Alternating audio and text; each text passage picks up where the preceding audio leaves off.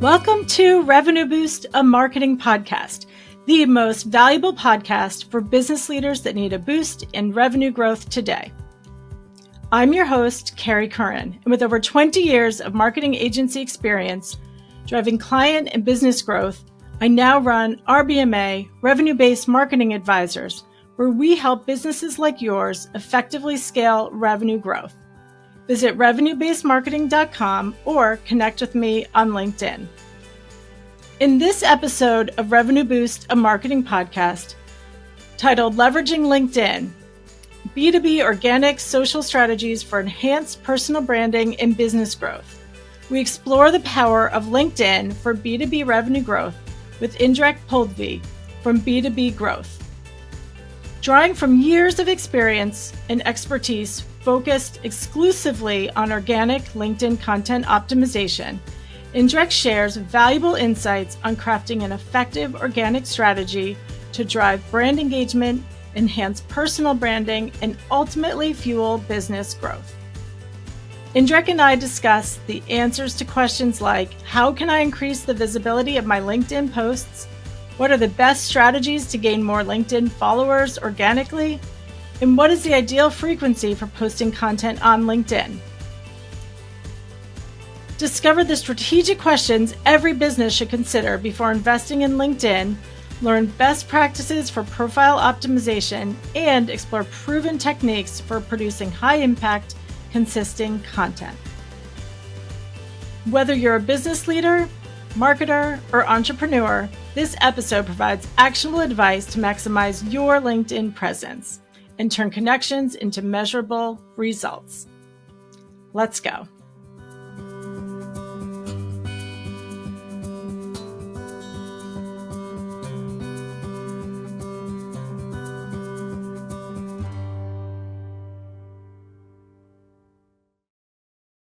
So welcome, Indrek. Please introduce yourself and share a bit about your expertise. Yeah, hi, Carrie. Thanks for having me. My name is Indrek. I'm from a company called B2B Growth, and we focus mainly on LinkedIn platform and help companies and people strategically. And from strategy, we also help them to execute the strategy. And we've been doing that the last 5 years. And we only focus on one platform for now because I really believe it's the expertise that is really important. It is not that easy. Yeah, I agree. Yeah, and LinkedIn, and using LinkedIn for business connections, personal branding, networking, and job searching has been on the rise. I know I spend probably more time on LinkedIn than most teenagers spend on TikTok, but it's because that's where, for me, the audience that I want to be connecting with Mhm. is there, and the businesses that I would like to partner with. So it's definitely been a huge asset and resource for me. But talk a bit about, from your perspective, why is LinkedIn so important? Yeah. So as we said, we are taking the strategic step. So the first question is that we are asking, do you need to be in LinkedIn or not? Yeah. So, and coming from there is we need to map out your audience. Who are you targeting? So for example, if you're a dentist and you're looking for new customers, then actually LinkedIn is maybe not the best for you, because Mhm. Facebook and Instagram and TikTok are much better because you are B2C. But if you are mostly like B2B, for example, if you are selling pizzas to the end customers, again, LinkedIn is not for you. But if you are a pizza frozen pizza business and selling them like 10,000 or 20,000 units in one sales, then LinkedIn is for you. So that is the easy way to start. That's also only for the sales part, but it's always good to build your personal brand there. Yeah. So these are the questions we always ask from the customers also. Like, we start, do you even need to be there? Because if we Mhm. don't see that you can get the extra revenue there, or recruitment and etc., like these kinds of are really important things to know, then again, maybe other social media sites are much better for you. So that's Mhm. that's one way of thinking of it. That's great. And so for personal pages, are there certain industries, other or uh, industries or kind of areas of expertise that is more aligned with being on LinkedIn than others? Yeah. So now the thing is, this is where it's going to be a little bit weird because I think LinkedIn is for all companies, so it depends on the size. Mhm. Uh, Normally the size should be like 10 or 20 plus people, etc. And the reason why I'm telling that is it's for every company because every company is also recruiting. So Mhm. LinkedIn is the world largest recruitment platform for office workers. So again, like okay, so now that yeah, if your business doesn't have any office workers, then yes, LinkedIn is not for you, so to say. But other than that, I don't see any point of not being there if for a professional reason. That's great. So can you talk a bit about some of the best practices that you and your Mm. agency kind of help brands and people roll out for their presence there? Yeah. So when we talked about the strategic part, like if you get the answers for those questions, Mhm. then the next steps is that what we really recommend that most companies don't do. I think 90% of LinkedIn personal and company pages they have not optimized. Mhm. And one of the key things, for example, is a good example right now is your background. For example, a lot of people in LinkedIn do not have any background picture at all. So to say, it's blue or gray or whatever. So having only a so when we go into a bigger companies, for example, we do in the last 4.5 years we have done over 1,000 profile makeovers. And what it Wow. means is like in a company we go and make a training and get people to understand why your personal profile needs to have a company. Colored the background or it needs to have some kind of a message because it's basically like optimizing your website. If you go Yeah. to your website there is no information what does your company do, then it's really difficult to be in that page. So your profile is basically the same way, so the background image, and then we're talking about the headshot, like profile picture. It's really important that the profile picture is like 60 to 70% is your face because people need to recognize you from those Mhm. pictures. And then also the headline under your picture is also it job title doesn't mean anything today. If I'm telling I'm head of procurement, Mhm. what does it mean? Or I'm the Yeah. CEO. So if you're in a smaller company, a CEO, you are accounting, you are HR, you are a salesperson, etc. So the CEO doesn't tell me anything. And then the most I'm a CEO of non-dynasty. Let's say that's Yeah. the company name. So Yeah. what does that mean? Like the company name. So better to have like that kind of headline. The better one is having some headline with what is the value that you're bringing to your ideal Mhm. customer. So for example, like for you, like helping companies to boost their revenue by X and Mhm. Y, because showing you what you're doing, because on average 3 to 7 seconds one person who doesn't know you looks at your profile. So Mhm. these are very small details that I just mentioned that have a huge impact, like how much your profile gets visits, how many people will stay on the profile. And again, like for us it takes about 7 to 10 hours to do one makeover for one profile. So again, like, and when we go into a company, then they say we I tell them in the trainings that these are the things you need to do. People say yeah, I will do them. And 95% of the cases nobody does these things. So Mhm. then again, it's better. So this is one thing, and the company pages are basically the same. Just the company pages that what we are want to do there is we want to know what is your who is your target audience. Mhm. Then also we want to know, like we have identified 4 pillars why your what is the company page like goal, so to say, the purpose. So number one Mhm. is building the company brand. Number two is building employer branding. Number three is building trust with your partners and future partners and etc. And the fourth is communication channel. So if we know, like for example, if you are building a employer branding, then the content and the text about text and etc. they need to be totally different when you are building, like for example, trust with your business partners or helping sales, because the text and the people you are after is totally different. And we see that also with content. And this is the problem what a lot of companies and people make. They don't think about the content. They only think I should write something, I should post something, but they don't Mhm. think the strategic, like who is the target audience and what do they want to read, and So etc. with So it, these are the couple yeah. of things.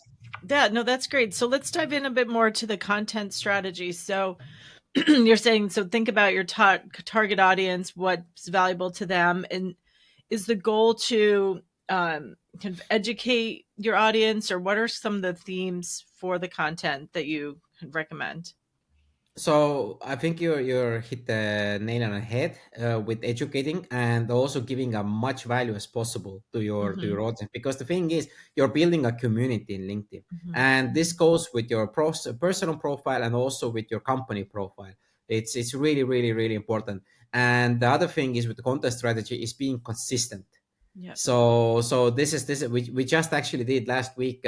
One of our partners in Estonia, retail store, basically like a smaller version of your Walmart, basically. So Mm-hmm. a food store, but they are huge in EU. The second largest in the, I think, in the EU. But basically what we did there, we've been working with them for 8 months. We saw that we did 70 posts, and the competitors in our market, they did 50 posts in the Wow. Yep. same timeline. So in 8 months, okay, so not a big difference. But where the big difference was, their post looked basically the same. They started to, so to say, copy our how we write, but Mm-hmm. our posts engagement versus their post engagement was 3 times higher. So that Wow. meant that our post got 3 times more likes, 3 times more comments, and 3 times more shares on overall. So and basically, if they did the same amount, we still are 3 times better. And why? Because we kept it very consistent. We post like twice a week. We know basically the times we are posting, and also we are getting their own employees to engage more. And Mm-hmm. this is the strategy that the other competitors are lacking, because they post when they think, oh, I have today a topic I want to post today, or oh, we haven't posted for a week and now we should post. So these are the typical marketing managers, or the persons who are managing the company pages, Mm-hmm. have to struggle, that they forget or they have so busy, and etc etc etc. Yeah. But LinkedIn rewards consistency a lot, and now we starting in 8 months, and we see already that we are pulling very very heavily ahead of the competitors in that case. So that's one Yeah. reason why the consistency and all these really really matters in LinkedIn. This episode of Revenue Boost, a marketing podcast, is brought to you by Kriglu. Want to boost customer acquisition while saving time and money? Meet Kriglu, an AI-powered omni-channel bid management platform designed to optimize your ad spend. Kriglu intelligently adjusts bids across channels, ensuring your ads reach the right audience at the lowest cost. Plus, with its automation, you'll free up valuable time to focus on your business. The result? Efficient, cost-effective growth, all while maximizing your marketing budget. Ready to scale smarter and faster? Visit Kriglu.com, Kriglo.com, and start saving today. So you talked about consistency, and is that from a same kind of type of content, style of content? Do you recommend, is it a mix of video and images with text? What how do you recommend kind of mixing it up? So the best one is the mixing up is the different types of format, definitely. Mm-hmm. So really really well goes PDF files, so to say carousel post, Okay. but the thing is what LinkedIn measures. LinkedIn knows that 90 to 95% of their users never comment, like, or share the content. They only Mm-hmm. read, so to say. They Yeah. are the stalkers, so to say. So but what LinkedIn measures how long time you spend on one post. So if Okay. you're scrolling down, blah blah blah, you will see that 1 second or 2 seconds. So then it doesn't. It counts as a view, but it doesn't count as so to say Yeah. post boost. But if you're doing the videos or the PDFs, so for example PDFs like that are like 7 or 10 pages long, so that people need to press blah blah blah. If it's Mm-hmm. really well done, again, like a person who scrolls it, they see a headline, let's say who is Kerry and why she works at Revenue Boost. Oh, okay, I know Kerry. I have seen her, and I want to know more. And then I click the next page, next page, and then I don't spend 2 seconds on the post. I might spend 20 seconds on the post, and then LinkedIn sees that the post that you are doing Mm-hmm. keeps me longer in LinkedIn, Yeah. If I normally spend on Carrie's post maybe 2 seconds, now I'm spending 20 seconds. That's a huge upgrade. Hmm. And then we start to see if this happens consistently. And then again, like with different formats, you can just test it. What do you like to do most? And normally Hmm. when we go with the company or personal pages, we create a content strategy, so to say, that we don't talk about the same topics every post is not the same, but we are going to from environmental social goals. We are going introducing our colleagues. We are talking about the problem that we are trying to solve. We are showing, but and then maybe 10% of the posts are selling our services, but not. Hmm. But most companies I see, and also people, they say they post, look at our new product, look at our nice product. Yeah, we have such a nice product, and like 60 or 70% of the content is product based, but nobody cares about the product. I can say that. No, I agree, and it's the content strategy piece is important too. It's you can follow that awareness, building the credibility and trust, like you said, and then having that valuable content that's educational, where they Mhm. learn, and you're building that relationship. And then once they're already familiar with you and trust you, then you can promote the features and benefits of your service or product, but not out of the gate. I think that's a really important Oh perspective. yeah. And and and then, and oh, sorry, go ahead. I Mhm. know. I just want to say that is really important. So there are different things. Like one is the company page, which is exactly what you mentioned, and then the personal page. That's a little bit Mhm. different. That's going to be a challenging because the thing is, what you need to first do is look at who are your connection. What is your connection network? Because a lot Mhm. of people, what I've learned is they have built their connection network randomly. Basically, if somebody sends me a connection invite, I will accept it, or they are my former colleagues, etc., etc., etc. But now, if you say, hey, I want to start doing sales in LinkedIn, so first of all, you need to think how many people of my ideal customer audience is already in my network, and most people have Mhm. none. Or the Yeah. content when we tell, hey, if you want to be an active LinkedIn member, you need to put like 5 to 10 comments per day, and then they say, okay, I will check it out, and then they come back to me and say, hey, Indrek, there are no posts that I want to comment. There are random posts. And the reason is because, again, your connection network is built totally randomly. The Mhm. people do not make content that you like. And then they say, oh, LinkedIn content is not so good. But trust me, if you're starting to add the right people into your network, you search for people who do content that interest you, then it's much easier. And then also sales becomes a little bit easier also. Yeah, no, definitely. I think that's a really good recommendation for kind of building that those business connections as well. And so, talk a bit about too frequency. So you mentioned sometimes it's multiple times a week. What's your recommendation on frequency? And then, is there a time of day as well? Yeah, so frequency now, it all depends on the goals and the resources that the people or companies have available. So for us, the company page where we go, we do minimum 2 posts a week, Hmm. and time zones, we start at the local time Hmm. or the market that we wanna focus, and in the morning times like 8 to 10 is really good time. And Hmm. also for personal pages, we also see weekends are working quite well. The engagement is not so high, but there is a lot of studies shows that if, for example, if you're targeting C-level executive or founders, etc., most of them plan their week on Sundays. So Hmm. Sundays are really, if you have a lot of that audience, then Sundays are really good time to post. And personal page posting frequency, now again, it all depends on the goal and the resources Hmm. and how much. But if you want to start become a little bit active, then always quantity is not better than quality. Quality first. So do quality, even if you do once a week, do Hmm. quality posts, and that is definitely gives you a heads up. But if you do not want to post so much, and then commenting is a very powerful strategy. If you Yeah. start to comment, let's say 20 to 40 comments per day, it's more meaningful than content, doing yourself Hmm. content. Because if you're adding like a lot of quality comments, and comments we mean that are more than 10 to 15 words long, and they add value to the post that you're commenting, then they are really good. And trust me, if you do that for a month or two, you will see a huge uprise in your activity in your profile. Mm-hmm. No, that's great. I definitely, I definitely been trying to comment more, and I see that because it helps build your network, and people respond, and then they want to follow you as well. Yeah. So one big question I have is the length of the posts. It seems Mhm. like everybody's writing these, diatribes, these long, maxing out the word count on posts. Is there a recommended length or minimum?